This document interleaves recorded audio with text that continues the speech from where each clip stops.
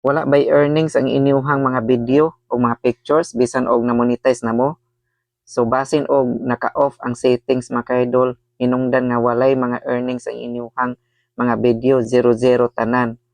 Okay, so tan-aw kini nga video mga ka-idol o paki-like o share mga ka-idol sa akong video. Human ninyo og tan-aw nini nga video mga ka-idol.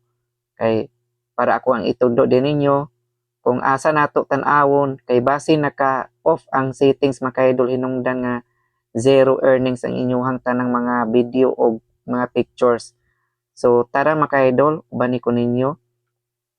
Yan, so diri ta sa professional dashboard. So i-click mga ka-idol ang professional dashboard. Yan, so tapos i-click ang content monetizations. Okay, i-click. Yan. And then diri sa baba mga ka-idol, i-click ninyo ang settings icon. Yan. So i-click. Yan. I-click ang content monetization settings. Yan, click. Okay?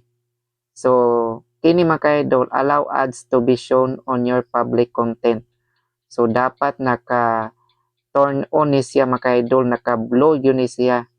Kaya kung naka-off ni siya, so bisan unsaon pa ninyo paningkamot mga ka-idol, bisan pagdaghan pa mo og mga viral nga video diha og picture, so zero earnings yun na inyuhang tanang mga video o pictures gumikan kay naka-off ang settings sa inyuhang content monetizations. So kana ra mga ka-idol no, so paki-like o share mga ka-idol sa akong video kay para usab daghan makahibalo no.